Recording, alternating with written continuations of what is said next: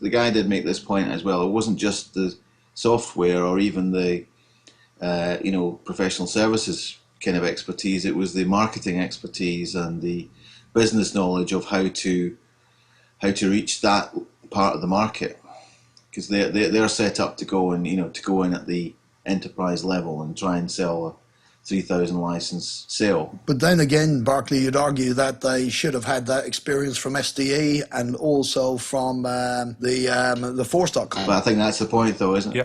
Plus, I want to step back further than Pat did and say, well, rather than spending 300 million on a company, why didn't you target every great person that works for that company and offer them twice what they currently earn?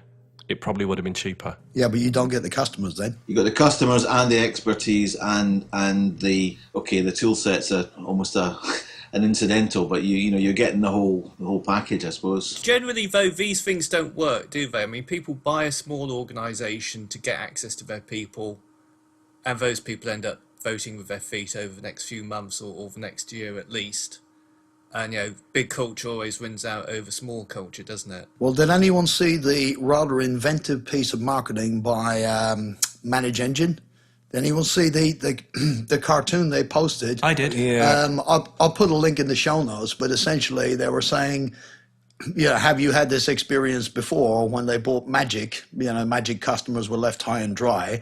And they offered, I think it was 1 year's access to Manage Engine free. But I must say, it was an inventive piece of marketing. They went for the throat and it was rather aggressive.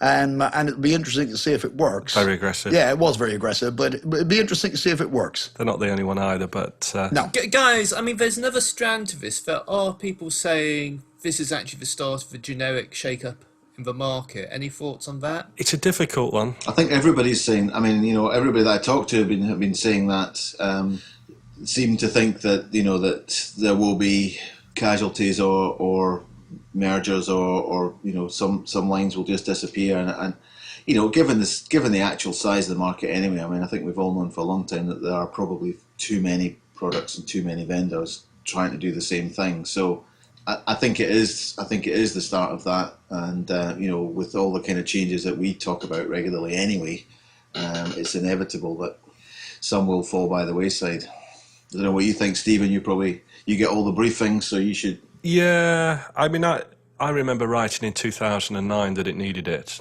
or if it didn't need it, it was probably going to happen anyway. But of course, then nothing happened, and I still look foolish. But yeah, so something's got to give. That it's such a saturated market, and as I put in one of the